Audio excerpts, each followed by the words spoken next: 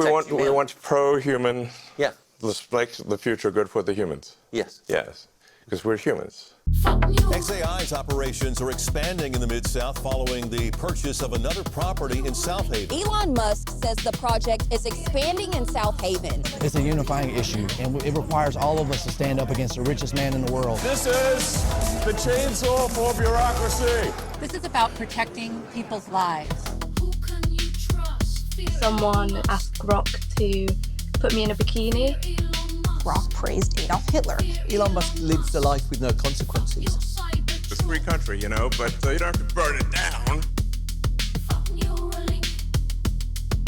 I'm a bought asset of Putin. Yeah. I'm like, he can't afford me. Elon Musk is going to kill us all. Elon Musk is going to kill us all. Elon Musk is going to kill us all. Fear Elon Musk. Elon Musk has a habit of making empty promises.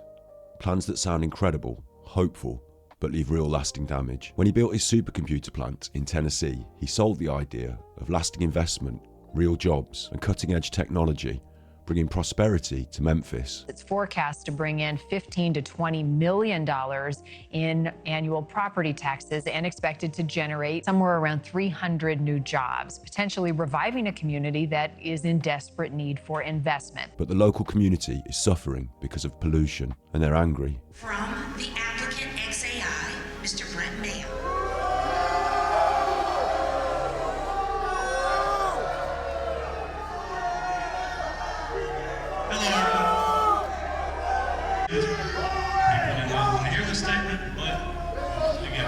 XAI is committed to meeting the highest standard for emissions. XAI is going above and beyond the required emission control requirements. And to that, thank you very much for your time. He immediately left after reading his script. It's extremely disrespectful. Clean air is a right for who? Everybody! And we're not going anywhere. We're not going to quit until this issue is resolved. Community members from across the city have come to this very body, pleading that something be done to ensure that the richest man in the world isn't able to compromise our health, our air, and our water. We cannot allow ourselves to kowtow and bend the knee to a billionaire just because he can take advantage of us with his money. Elon Musk's promises follow a method, a revolutionary vision, but cut every corner to get there. Someone else pays the price. This isn't about hating innovation. It's about accountability. It's about recognizing when promise and reality don't match, and who gets hurt in the space between. Every 3 weeks or so, my granddad was going to the hospital. He would have to get breathing treatments. I have asthma, bronchitis. My mom have just bronchitis, and now my granny has it. You can't hardly breathe. It's just like your whole world is collapsing down on you, and it's frightening. In this video, we look at Elon Musk's pattern of misrepresentation and failure that helped him become the world's richest man. We look at how the pattern plays out. We'll start in Memphis.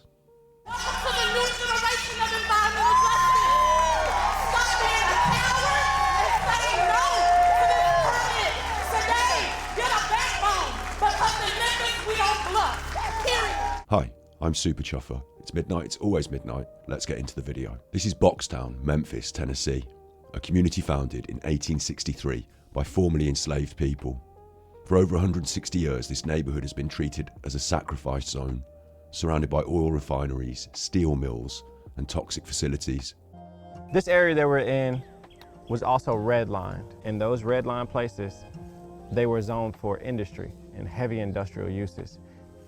This polluter has moved faster, has built bigger, has created even more pollution than any other organization in the city of Memphis. The cancer risk here is 4 times the national average. In 2024, Elon Musk made it worse. You don't want companies cutting corners on safety and then having people suffer as a result. In June 2024, Elon Musk's company, XAI, opened what they called Colossus, the world's largest AI training facility. They built it in just 122 days. How were we able to get the world's most powerful training cluster operational within 122 days? So we looked for factories that had been abandoned, but the factory was in good shape, like the company had gone bankrupt or something. So we found an Electrolux factory in Memphis. That's why it's in Memphis. A former appliance factory transformed into a cutting-edge supercomputer in just 4 months. Local officials praised it. Yes, as I stated, multi-billion-dollar investment would mark the city's largest for a new-to-market. The mayor of Memphis is with us now. You support this. We believe that long-term, the billions of dollars that are being invested are going to make a significant difference. My goal is to make sure that we're using these dollars to invest in upgrading the housing and the infrastructure in the community most immediately adjacent to this property. The mayor called it an ideal site, ripe for investment. They promised jobs, they promised revenue, they promised progress. What they didn't mention is how it would actually run. Then we needed power. We needed a quarter gigawatt. So we initially leased a whole bunch of generators. So we have generators on one side of the building, just one trailer after trailer of generators. To power the facility, XAI installed 35 methane gas turbines without permits, without pollution controls, and without public notice. They just built them and turned them on. The Southern Environmental Law Centre used thermal imaging to prove nearly all 35 turbines were running, despite local officials claiming only 15 were operational. There are 35, but there are only 15 that are on. The other ones are stored on the site. A high-end thermal camera. What we saw is 33 of the 35 were very clearly operating. The turbines were capable of generating about 420 megawatts of electricity, enough to power around 300,000 homes. They've built a power plant out there. These turbines pump out nitrogen oxide and formaldehyde 24 hours a day, 7 days a week. The company's now likely the largest industrial source of smog-forming pollutants in Memphis, all without a single air quality permit. How did this happen? Local officials signed non-disclosure agreements with XAI. Even city council members were surprised when the facility was announced. Our elected officials didn't know the project even existed until the day it was announced by the Greater Memphis Chamber. I found out just like everybody else, sitting in my living room, reclined, chilling, and there it was. And my exact words were, wow. The way you conducted business and neglected to get the community involved, why would I trust you? It began operations just weeks later. Officials claimed there was a permit exemption for the turbines, but when pressed, they couldn't point to a specific exemption that would actually apply to turbines this large. Well, they have 365 days to get the temporary turbines permitted. And they filed for the permits in January. They're expected to have those permits by September. Under the Trump administration, the Environmental Protection Agency has had its budget slashed. And who is left in charge of that operation? Elon Musk's Doge Committee. The chainsaw for bureaucracy. Doge is already in the building. A number of EPA employees were told essentially that their jobs were not secure, and Elon Musk is breaking the law. This is about human health and the environment. This is about protecting people's lives. The EPA is here and protecting everyone against all kinds of environmental pollutants. The NAACP lawsuit against XAI is unlikely to succeed. The agency that would enforce the Clean Air Act has been gutted by Elon Musk. XAI isn't done. The company's planning a second South Memphis data center. They're evaluating installing between 40 and 90 additional polluting gas turbines. The first site is still running unpermitted. The second site could more than triple the pollution. You can see and hear the turbines churning 24 hours a day, 7 days a week. They are polluting the air. XAI is already building a second supercomputer nearby, even bigger, that will need even more power, raising new questions and more anger among some residents, Lester. And it's located half a mile from homes and a school. Macro Harder will be located at 2400 State Line Road, just south of its Colossus site in Whitehaven. This comes as hundreds who live in DeSoto County signed a petition that calls for a shutdown of the XAI power plant in South Haven. At a recent public hearing, hundreds of Memphis residents urged officials to deny XAI's permit application. One community member after another stood up and said enough is enough. Demanding that it not be placed so close to homes and schools. Shannon Samsa, the founder of Safe and Sound Coalition, says there are growing concerns about XAI's potential impacts on the environment and public health. The Memphis Chamber of Commerce announced XAI would remove some turbines from the first location. But those same documents suggest they're just moving them to the second site. So we noticed walking in that conference room says XAI Digital Delta Center. Can you tell me about that? Well, let me tell you, we'll put your name on it for a brief sponsorship. Look, we have names over here on the wall. Little sponsorship. We're a chamber of commerce. We don't get funds from local government. So what this project represents for us, it's a wonderful opportunity that's going to be tremendously beneficial to the city. Building infrastructure for the oligarchy is a really scary path to start walking. So what was this facility doing? Supercomputers worth poisoning a community for? It's training Grok, Elon Musk's answer to ChatGPT. Grok has got problems all of its own. Memphis was poisoned to train an AI. Let's talk about that AI. Let's talk about Grok. Grok's gone on a pro-Hitler racist bender. Controversy now swirling around Elon Musk's Grok AI chatbot. Grok includes features which strip people of their consent. While the image is artificial, the harm is very real. I immediately asked Grok to stop. This is where the viewers need to bear with us because this gets a bit surreal. So I think we should be cautious with AI, and I think there should be some government oversight because it affects it's a danger to the public. Regulations are really only put into effect after something terrible has happened. That's correct. If that's the case for AI, and we're only putting regulations after something terrible has happened, it may be too late to actually put the regulations in place. What was Memphis being poisoned for? Grok, Elon Musk's answer to ChatGPT. And Musk made some big promises about what Grok would be. In 2023, Musk announced he was building a maximum truth-seeking AI that tries to understand the nature of the universe. So yeah, I'm going to start something which I know you call TruthGPT, or a maximum truth-seeking AI that tries to understand the nature of the universe. And I think this might be the best path to safety, in the sense that an AI that cares about understanding the universe is unlikely to annihilate humans, because we are an interesting part of the universe, hopefully. He said ChatGPT was too politically correct, too censored. So you've got Google DeepMind and OpenAI and Microsoft as the two largest players. The concern I have is that they are not maximally truth-seeking. They are pandering to political correctness. Grok would be different, unfiltered, rebellious, willing to answer the questions other AI systems won't. He modelled it to be witty, irreverent, and helpful. Real-time access to data from X, no corporate sanitization, just pure truth-seeking. The most fun AI in the world, he called it. In some ways, Grok delivers on that promise. It can answer questions with personality. It has access to current events through X. It can be genuinely useful for research and analysis. But here's what unfiltered actually means when you deliberately remove safety guardrails. Mickey Mouse carrying a knife covered in blood, the Pope with drag queen, Donald Trump and Kamala Harris carrying a gun. Admittedly, the likeness of Kamala Harris is not very strong. It's not a good resemblance of her. It did allow me to put these images of these women in lingerie. Well, I didn't think I would be seeing the Pope with drag queens today. August 2024, Grok launches its image generation feature.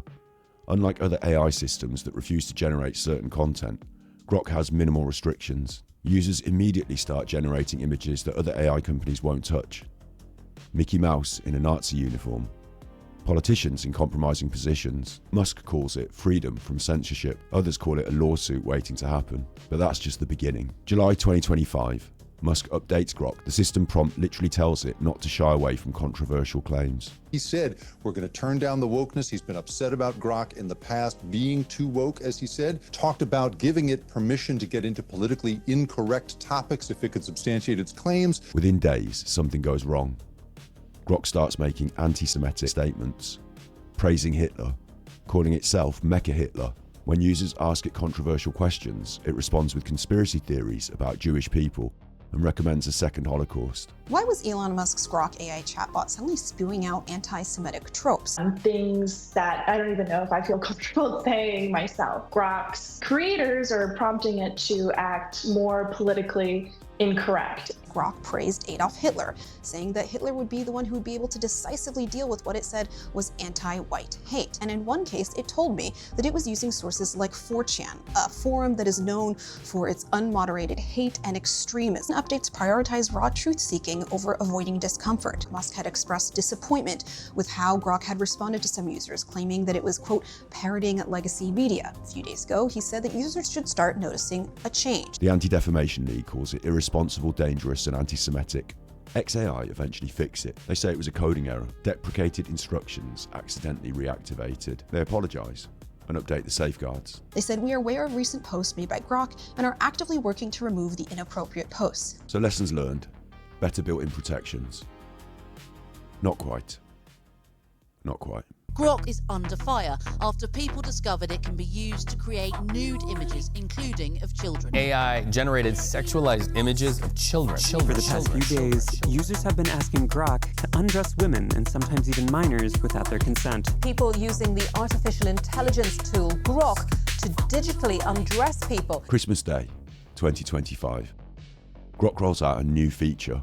Any user can modify any photo on X through simple text command, and Grok will publish the edited picture underneath the original, publicly. No permission needed from the person in the photo, and almost immediately, women start finding something disturbing in their notifications. Strangers replying to their photos and commands like put her in a bikini or remove her clothes. And Grok's just doing it publicly in the replies. How can this happen? Why is this allowed and why has nothing been done about it? Someone asked Grok to put me in a bikini. I didn't consent to this. People are stripping me on Twitter with the built-in AI. I think it just needs to be taken seriously. Like, this is a very serious issue. It's disgusting. I feel like violated.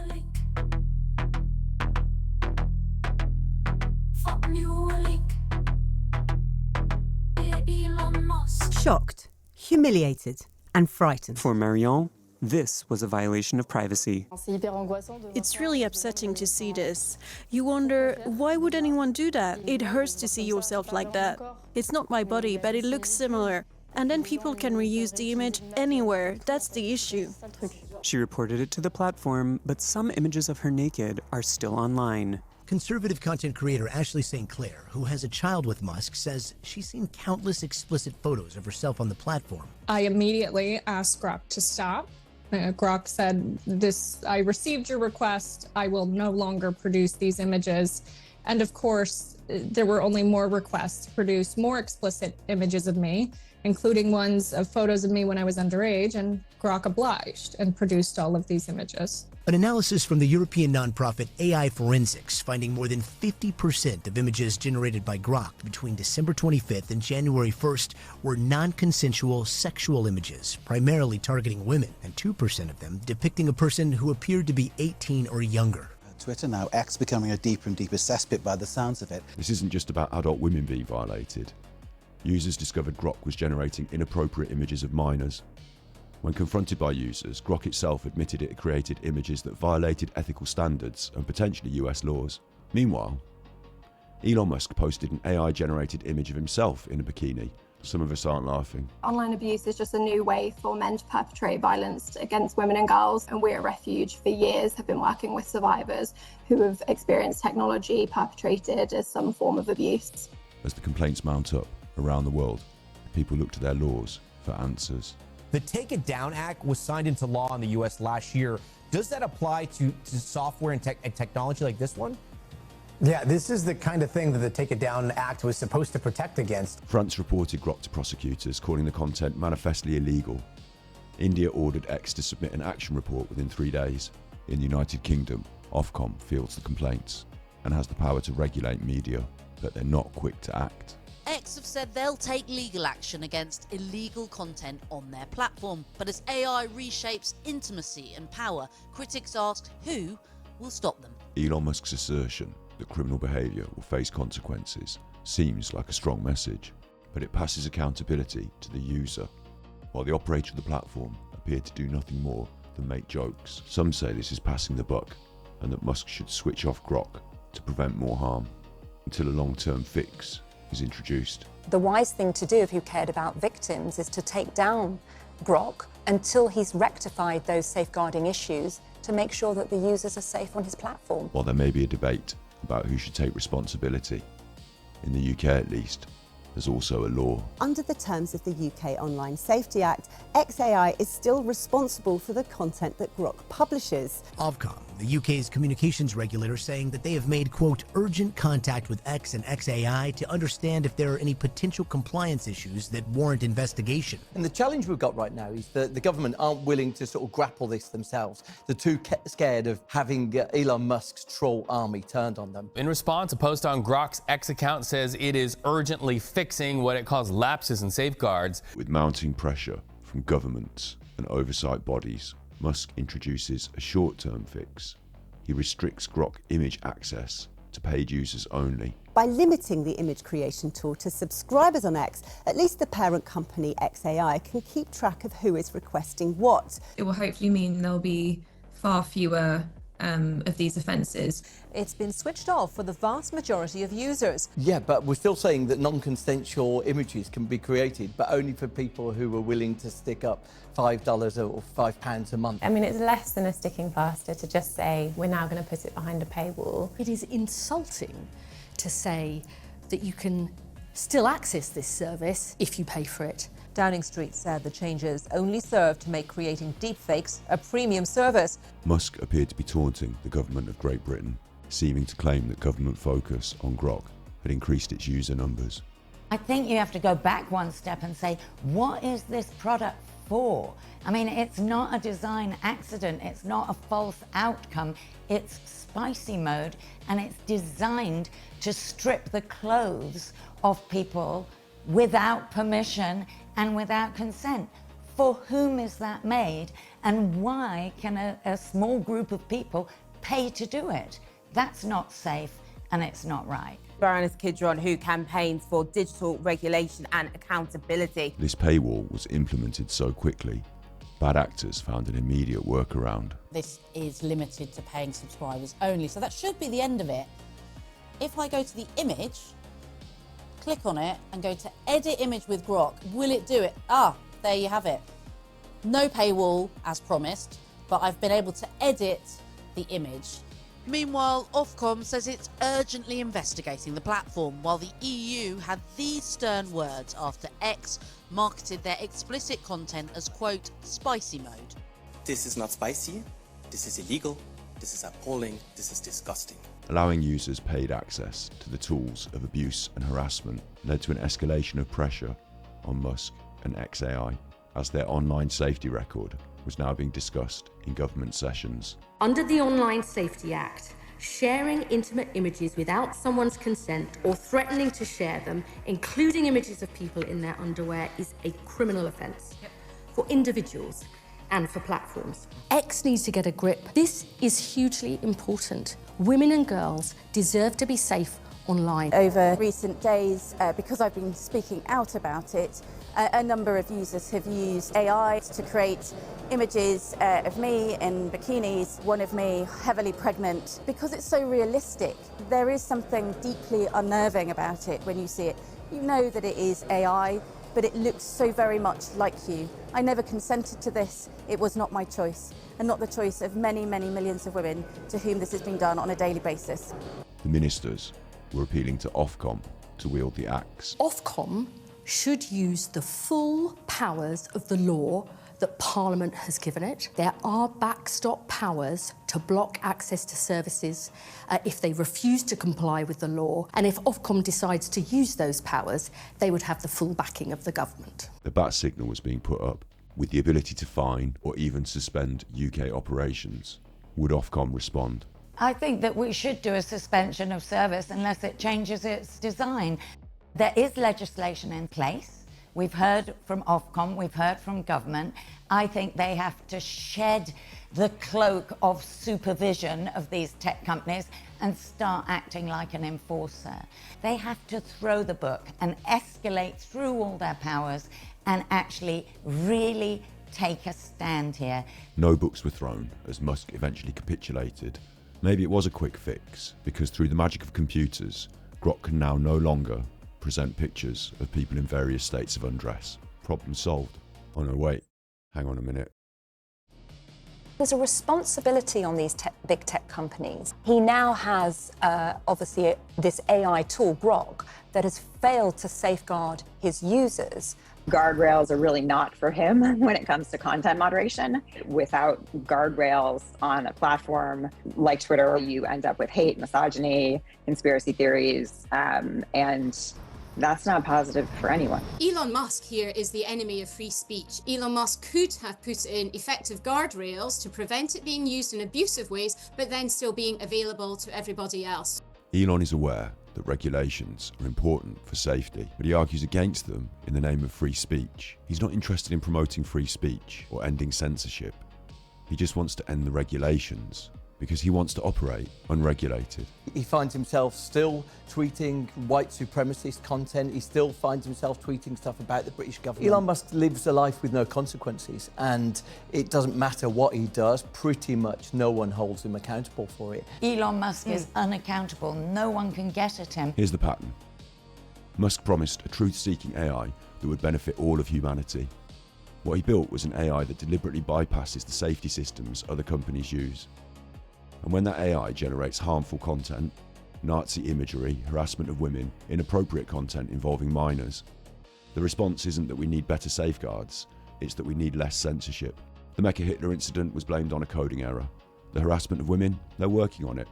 The content involving minors, safeguards are being urgently fixed. But these aren't accidents. This is what happens when you build AI specifically to avoid the restrictions other companies deem necessary. The worry is, AI is getting more powerful. Right now, these failures are public, visible on social media, images we can see, content we can document, but Grok and systems like it are being integrated into more powerful tools. Private systems, corporate infrastructure, government applications. The inappropriate images, they're happening in public where people can raise the alarm. But what happens when similar AI operates behind closed doors, making decisions about loans, about hiring, and about surveillance? These aren't just social media problems. They're warnings about what happens when people building the most powerful technology in human history tell you that safety guardrails are censorship. We're watching the test run. The real danger lies ahead. In the future, when this thing gets more subtle, gets better at injecting ideas into the zeitgeist, that's when things are going to get really scary. Is the US domination of the information space with all the conspiracy theories, all the extremism, and all the lack of accountability how we want to run our democracies here in Europe? These examples of Grok gone wild are all taken from the Twitter, X, ecosphere, as Grok is incorporated into the app formerly known as Twitter. The platform Musk bought for $44 billion, promising to make it better. Remember that promise? Free speech, end the bots, bring back trust and safety. Musk fired the moderation teams. He gutted trust and safety. We know that since buying Twitter and rebranding it as X, we know that Elon Musk has removed a lot of safeguarding and moderation tools. He reinstated banned accounts, for example, the accounts of white supremacists. They regained access to the platform. Trump was kicked off the platform for allegedly inciting the violence here on January the 6th. Musk has said he will lift the ban on people like Trump. Kanye West has been suspended from most social platforms for posting really vile anti-Semitic abuse. Is he going to allow Kanye West back? He scrapped Twitter's Trust and Safety Council, the body that addressed hate and extremism on the platform. He replaced independent fact-checkers in favor of what he called community notes. The Tesla boss has been critical of the platform's moderation policies, describing himself as a free speech absolutist who plans to transform Twitter into a more freewheeling, uncensored platform without outlining any plan to uphold the company's efforts to crack down on misinformation and hate speech.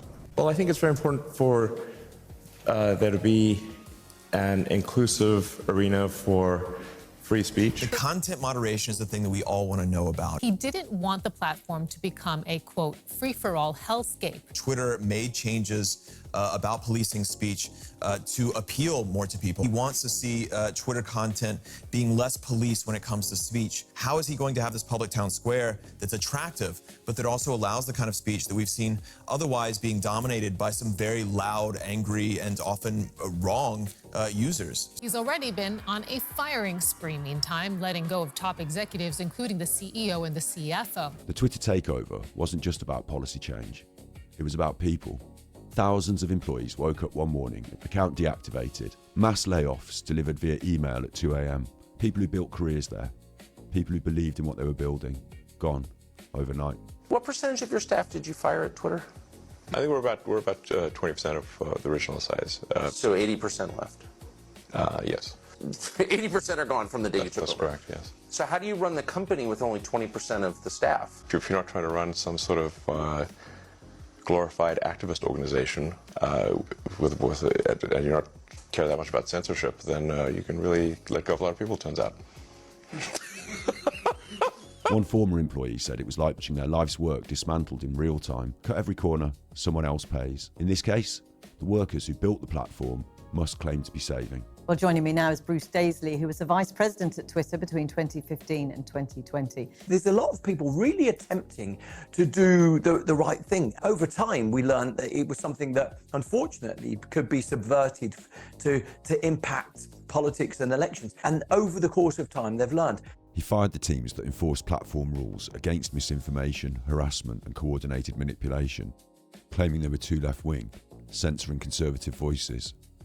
He rebranded the platform X. Everyone preferred calling it Twitter. Elon Musk now can make the changes that he wants to make. As only Elon Musk would, the billionaire strode into Twitter's headquarters this week, holding a kitchen sink.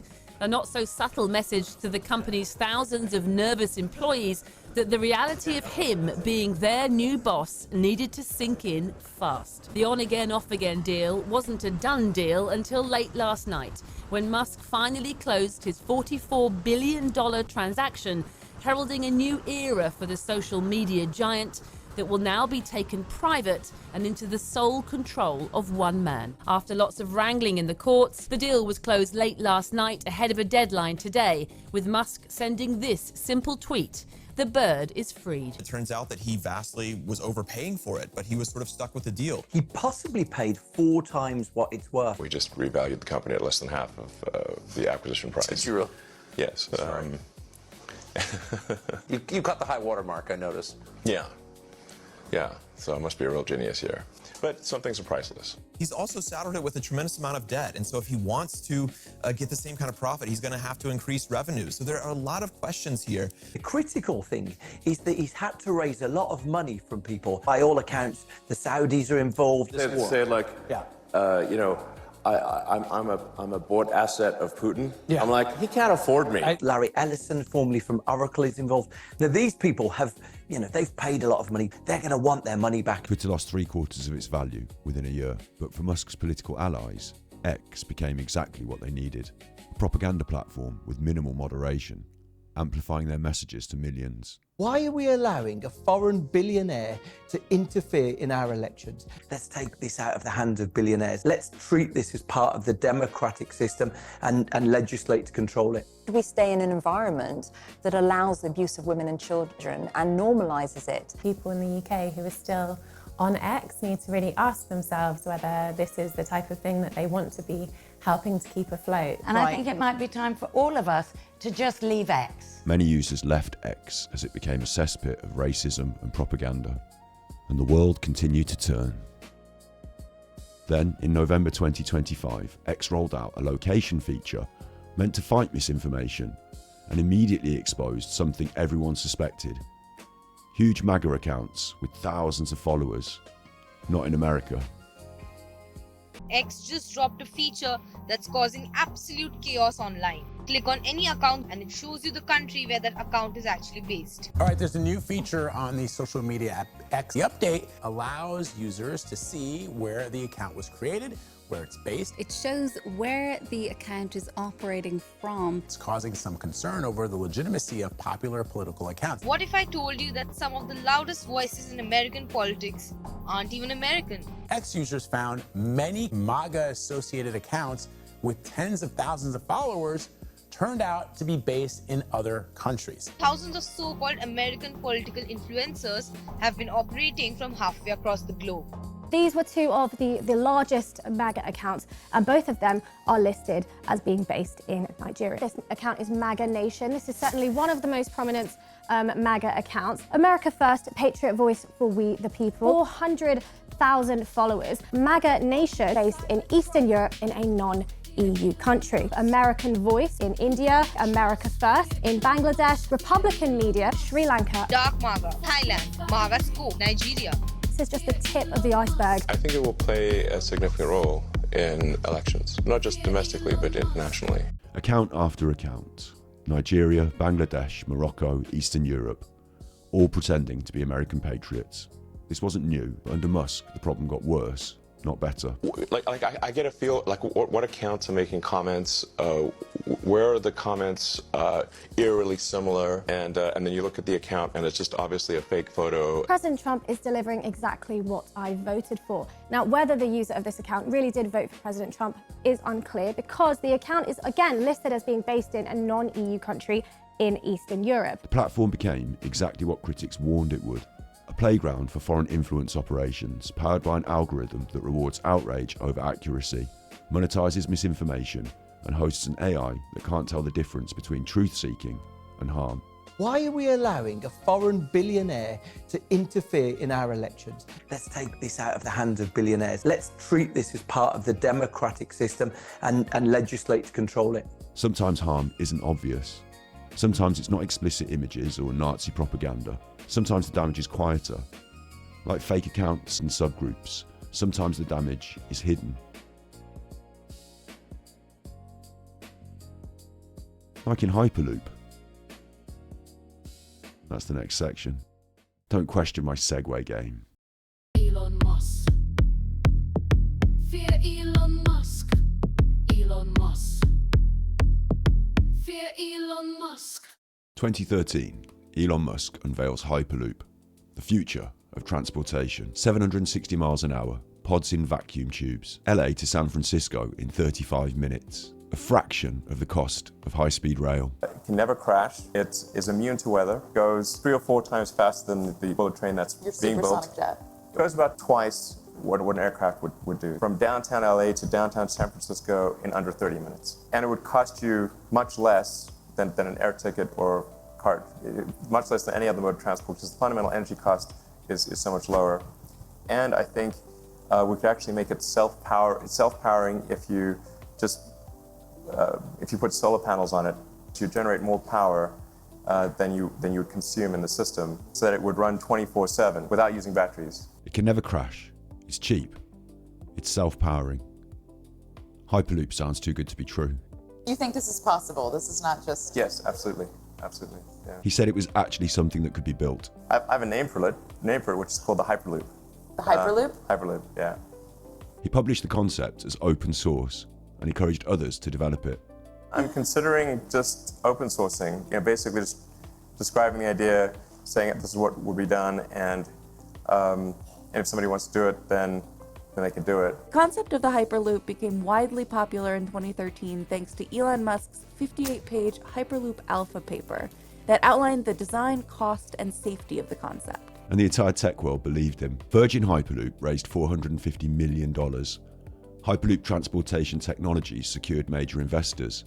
Multiple startups launched. Governments commissioned feasibility studies. Everyone thought they were building the future. SpaceX built a mile-long test track in Hawthorne, California. They hosted competitions. University teams competed. We want this Hyperloop system to be built because it'll be like this major web that's connecting the entire United States, and maybe the entire world. What you're doing here is one of those things that makes people excited about the future.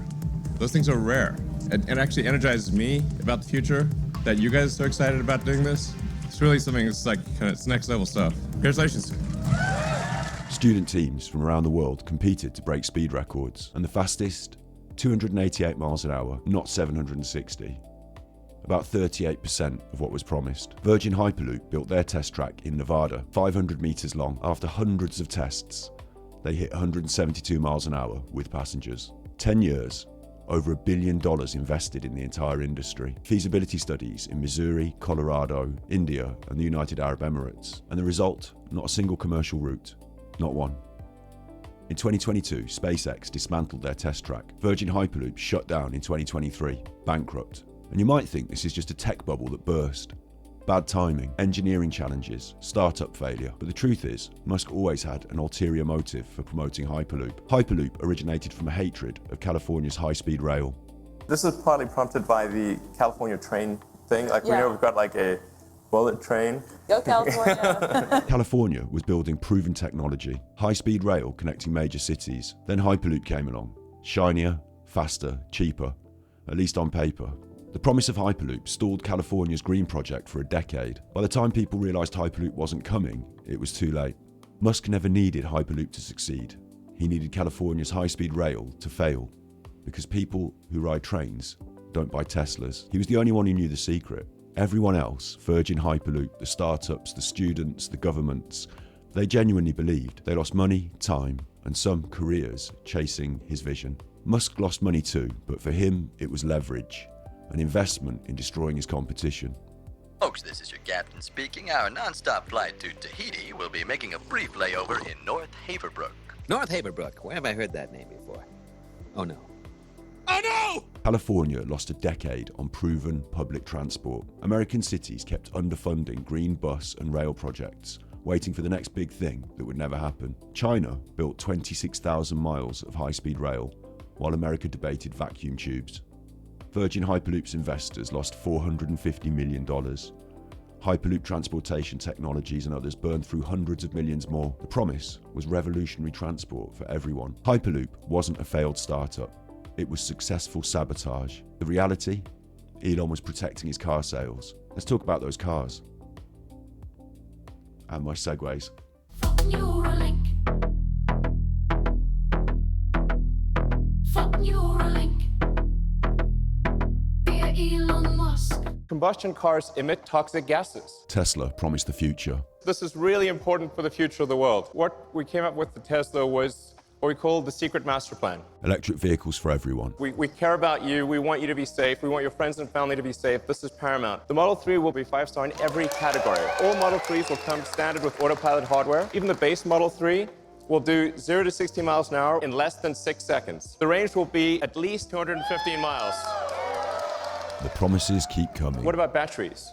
In order to produce 500,000 cars a year, we basically need to absorb the entire world's lithium-ion production. That's why we are building the Gigafactory. American manufacturing, green jobs, energy independence. Governments bet on that vision.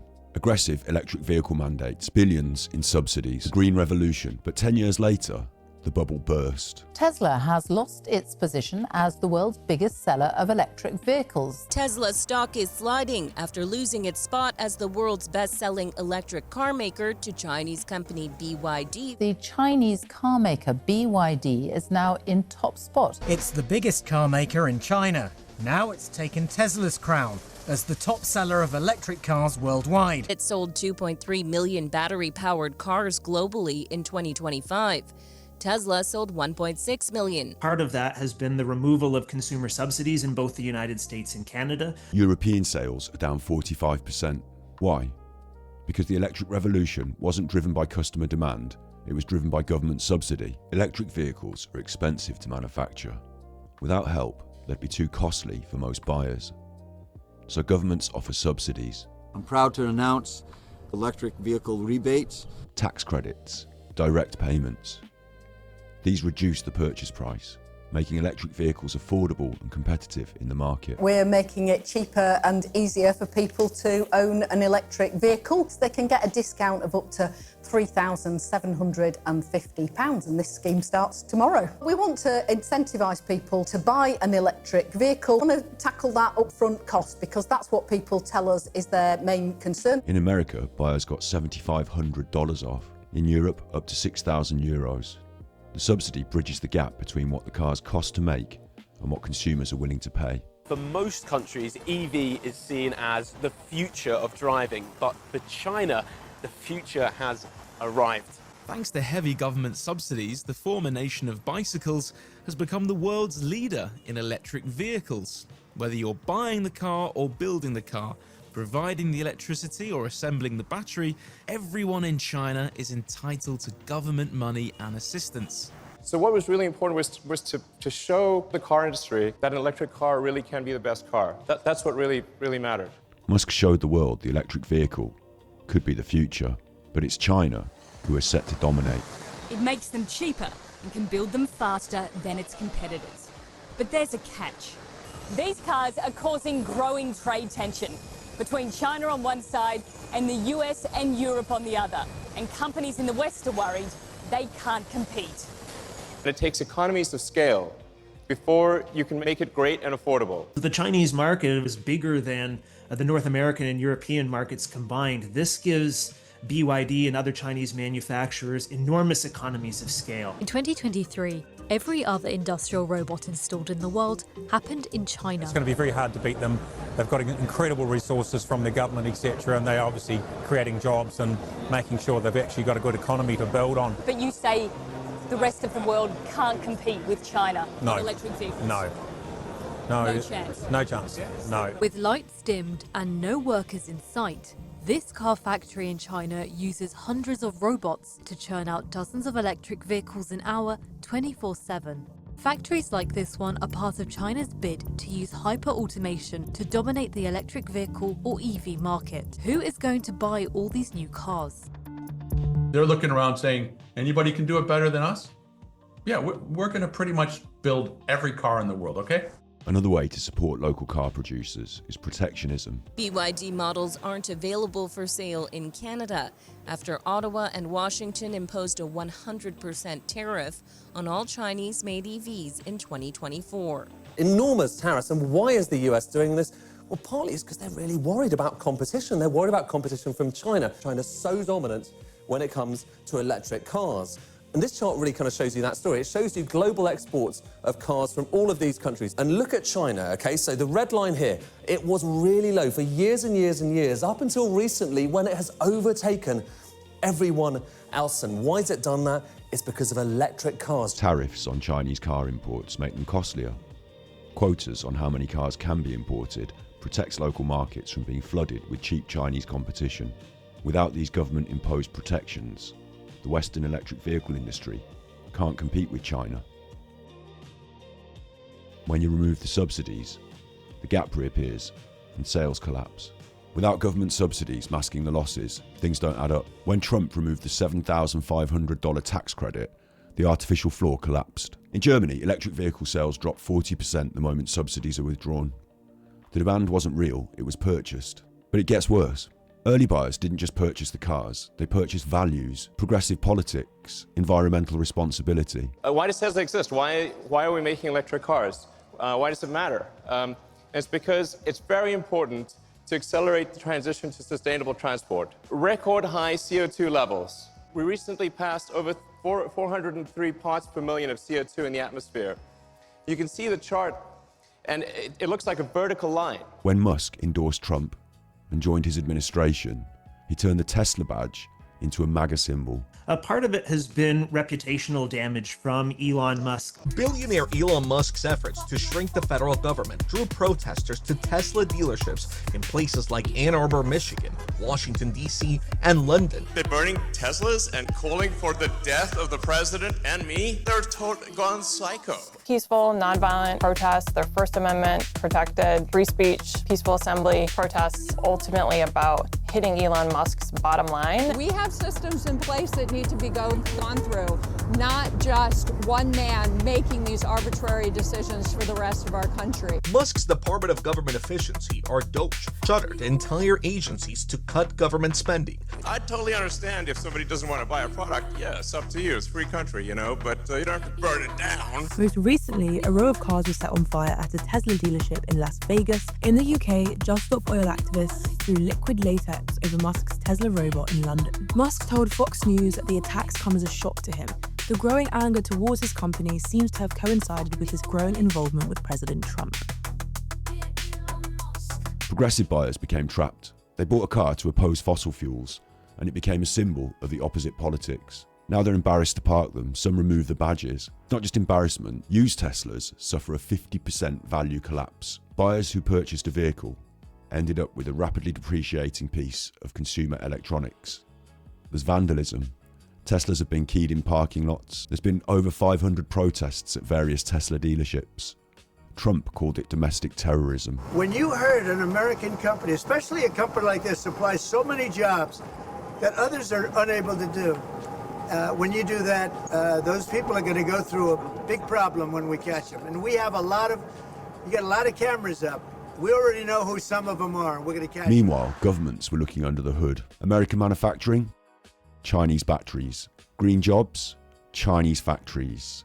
Energy independence, dependence on Beijing for the entire supply chain. A lot of the components inside of electric cars, because it's not just about the car, it's about what goes inside it, they also come from China. So you've got the battery, the cell, as people call it. This is showing you global dominance of China. The red bits there is Chinese dominance. That dark bit there, that's the US. You can see how dominant China is when it comes to the cells, but also the chemicals inside the cells. The cathodes, China massively dominant there. The anodes, the graphite that you need inside these batteries as well. And we could extend this and look at other things as well, like hydrogen. You could look at concrete, you could look at steel. China incredibly dominant. Rishi Sunak, the UK Prime Minister, had to explain why Britain delayed its 2030 EV mandate. He said we need to strengthen our own industry so we aren't reliant on heavily subsidised carbon-intensive imports from countries like China. A rare late-night statement from the Prime Minister saying, for too many years, politicians in governments of all stripes have not been honest about costs and trade-offs. Instead, they've taken the easy way out, saying we can have it all. We are committed to net zero by 2050 and the agreements we have made internationally, but doing so in a better, more proportionate way. Why hasn't the government made sure that we do have electric charging points distributed around the country? Why hasn't all of the legislation been put in place to drive these things to the point where we all want to drive electric vehicles? That wasn't about rejecting electric vehicles. It was about realising the scam. Musk promised American energy independence. He delivered Chinese dependency, handing the economic power to America's greatest competitor. By the time governments figured it out, they were left holding the bag. They had to abandon the climate mandates, looking incompetent, just to prevent that flow of money to China. This is a moment for cool heads. Nobody wins from a trade war. Early adopters paid 80 grand for cars. They're now worth 40 and they're too embarrassed to drive them. Automotive workers were promised green jobs. They got Chinese battery factories. The US factories cancelled or delayed. Governments shelled out billions in subsidies that flowed to foreign supply chains. Taxpayers funded the whole thing. Years lost in climate goals. Public trust in the electric vehicle revolution damaged. Musk's promise was electric vehicles for everyone, built in America. The reality was collapsing resale value, Chinese supply chains, and a political symbol that nobody wants to be associated with. And did this mean the end of Tesla, the end of Musk? No. With sales collapsing, Musk cashed in a favour, an endorsement from President Trump to help sell his cars. Musk spent nearly $300 million getting Trump elected, so it only seemed fair that Donald would step in to help Elon's struggling business. Everything's computer. That's beautiful. Wow. You don't want me to drive it, do you? Tesla stock has lost half its value in 3 months. Its share price tanked to an all-time low this week. The White House attempting to shore it up with a seal of approval. I saw Biden do a test loop here once in the Jeep. Yeah, very easy to drive. I did buy one of these. The one I like is that one. And I want that same color. It's quite something for Tesla that it's now able to list the President of the United States among its car salesmen. We asked federal workers sacked by Elon Musk what they thought of the president's purchase. I become unaccountably angry every time a Tesla drives by. I will never buy a Tesla car. Long term and down the line, the stock is up, not because of cars, because of the next big thing. Tesla's investors recently approved a massive pay packet for Elon Musk. It could be worth up to $1 trillion. That's because the company now seems far more concerned with developing self-driving taxis and humanoid robots than everyday runabouts. And Mr. Musk's leadership is still seen as essential. Tesla isn't a car company. It's a promise machine. Musk built a reputation where any promise seems possible. Musk has sold flamethrowers. We'll sell something for $10 million, and that was 20,000 flamethrowers at $500 each. Well, hundreds lined up in Los Angeles County yesterday to buy Elon Musk's hottest project yet, a flamethrower. Terrible. Shouldn't buy one. I said don't buy this flamethrower. These don't actually spew flames long distances. They work as large propane blow torches. Musk's Boring Company was forced to change the title of the device to not a flamethrower in order to get it through customs. And they're all gone. In 4 days? It sold out in 4 days. This absurdity is part of the brand. It presents Musk as a mad genius who can deliver the impossible. It's partially why people believe the next promise. He has a bit of the flair of a showman, and it's hard to really see when he's serious and when he's not. Neuralink brain chips. Well, he created a flamethrower, robots for the home, colonies on Mars. We've sent a car into space. The strange products aren't distractions. They're credibility laundering. Full self-driving has been promised since 2016. Years later, it's still a next year thing. For 8 years, Elon Musk has been saying he would deliver a self-driving car in a year or so. A Tesla car next year will probably be 90% capable of autopilot. A month away from having autonomous driving, at least for highways. The Model S and Model X can drive autonomously with greater safety than a person. We're still on track for being able to go LA to New York by the end of the year, fully autonomous. But next year for sure. Next year. I mean, it's looking quite likely that it will be next year. How can anyone trust what Elon Musk says about self-driving cars? Of course, the Cybertruck was problematic, delayed, and mocked. Franz, could you try to break this glass, please? Sure? Yeah. Oh my fucking God. Well, maybe that was a little too hard. Should we try the door? Sorry? Okay. It didn't go through. So that's a plus side. Let's try the right? Try that one, really? Okay. Yeah. Sure. Oh, man. It didn't go through. It didn't go through. It That's didn't go true. through. That's true. It didn't shatter the whole thing like a regular window would either. Yeah, like we practiced this, behind the scenes. Who else but this guy would design this, and everybody on the road is looking at it. It's amazing, actually. As soon as I saw it, I said, that is the coolest design. Tesla stock floats on promise. Neuralink, Optimus robots, Mars missions. Each time one promise fades, a new shinier one is waiting. By the time we realise what Musk is really building, the damage has already been done and somebody else has already paid the price. The promises keep coming. What's actually going to be delivered? What will be the real cost? And who's going to pay? I'm going to segue the shit out of that. Are there aliens among us? I am one. Or you're from the future. Department of War AI will not be woke. They don't believe me. Elon, appreciate it. Thank you very much. How about this?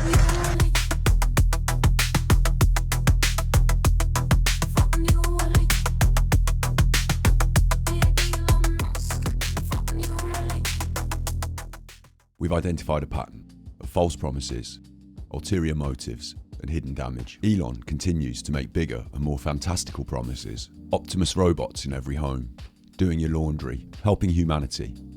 That's the promise.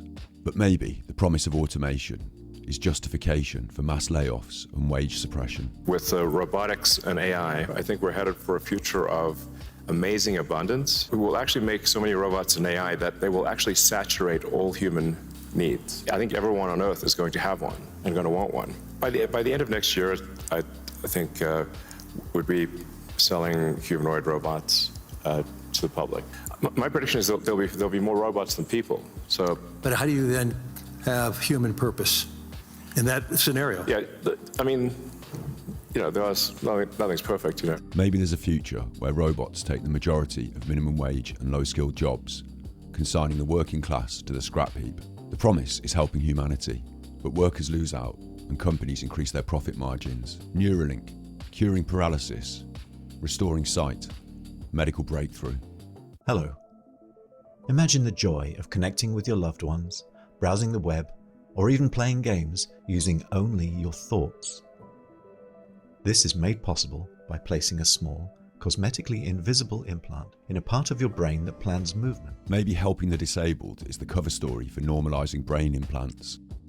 Get people comfortable with the technology, then expand to commercial applications. The promise is breakthrough treatments, but the pattern suggests that desperate patients become test subjects for consumer-level brain-computer interfaces. Rockets to Mars, Martian colonies, saving humanity, becoming a multiplanetary species. The purpose of SpaceX, it's like we want to make Star Trek real. We want to have epic, futuristic spaceships with lots of people in them, traveling to places we've never been to before. And that's what I think the public thinks of when they think of Space Force. But maybe civilian space exploration is cover for something else entirely. Maybe it's government dependency. NASA will have no alternative, no competition. Permanent funding with no accountability. Welcome to Starbase, Texas. This is a city that we built out of nothing and is now a gigantic rocket manufacturing system.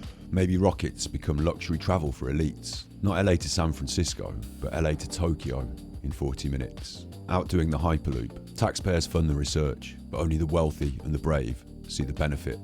You'd have to be brave to go on one of those rockets. Or maybe they're developing military deployment technology. Strike anywhere on Earth within the hour. We're honored today to have the Secretary of War, Pete Hegseth. Very soon, we will have the world's leading AI models on every unclassified and classified network throughout our department. But the pattern suggests we pay for the research, Musk profits, and others suffer. SpaceX is about advancing rocket technology to the point where we can extend life and consciousness beyond Earth.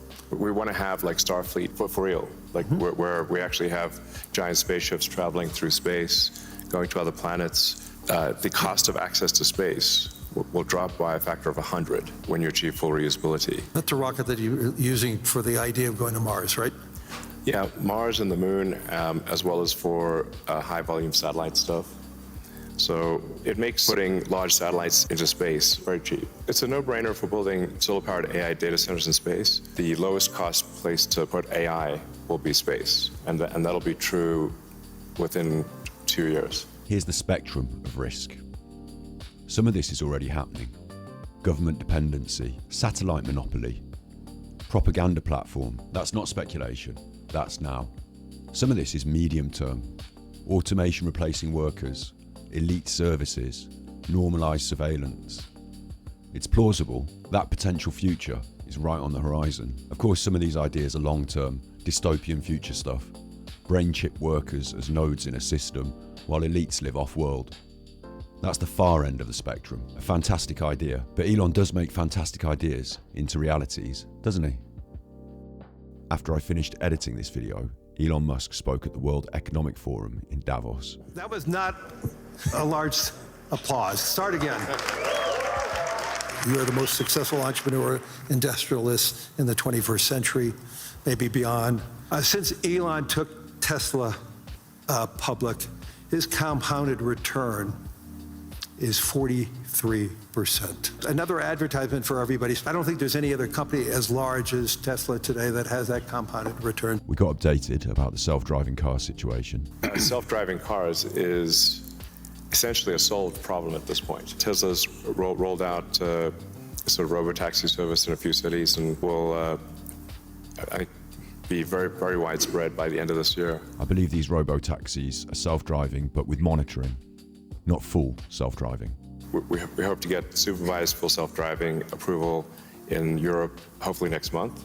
We got promised infinite abundance through humanoid robots and AI.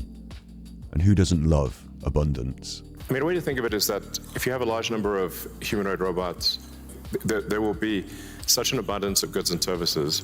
This is really the path to abundance for all.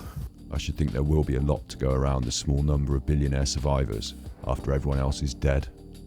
We need to be very careful with robotics. We need to be very careful with AI. What he said about AI and energy resonates with the things discussed in this video.